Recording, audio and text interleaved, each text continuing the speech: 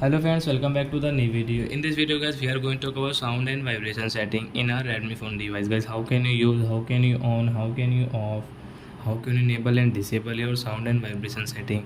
So in this video guys, I am going to show you guys how can you on your screen this tap sound, means guys touch sound guys, when you touch your icon, when you touch any screen, whenever you touch on your screen as you can listen your touch sound. So guys, how can you on it in Redmi phone? In this video guys, I am going to show you. So when first of all open your phone setting to on this touch sound guys, means tap sound and vibration setting guys, you can see in your Redmi phone. So guys, tap here and guys scroll it, then guys you can see your additional setting. So guys, tap here and guys you can see your tap sound. I will on it, then guys you can see this tap sound, so you can use it